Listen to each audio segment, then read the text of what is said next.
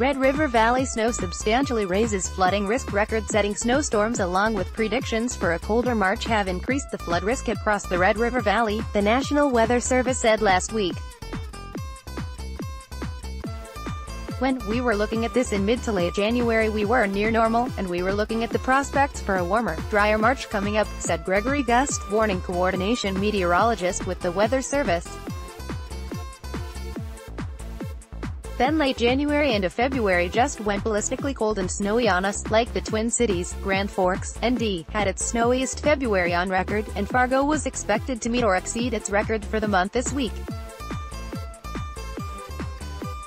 The Climate Prediction Center, meanwhile, is now saying that March will likely be colder than normal. That means our snow melt thaw could push later into March and finish up into April, so our risk of getting rain on top of snow increases, Gust said.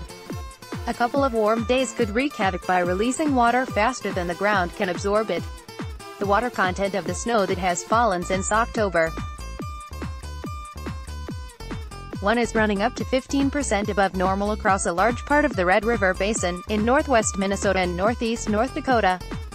Gust said Grand Forks and Fargo aren't threatened yet, but he said outlying areas will see widespread water runoff, full ditches and water threatening to swamp rural roads. Those cities may need to take flood prevention measures to protect the bridges into town, he said.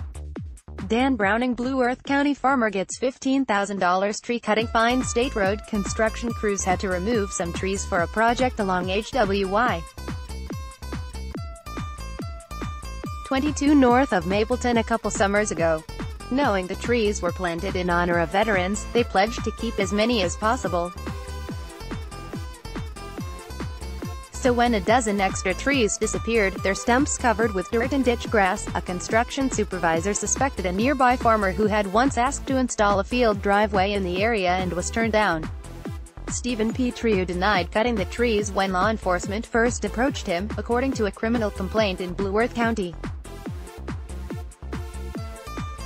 After photographs and a note mailed anonymously to police showed Trio and a family member cutting down trees with equipment from his farm, Trio ultimately admitted to the deed. Trio, 56, was sentenced last week to 2 years of unsupervised monitoring and ordered to pay $14,700 in restitution. A conviction won't go on his record if he completes the sentence and pays the fine. Pamela Wagee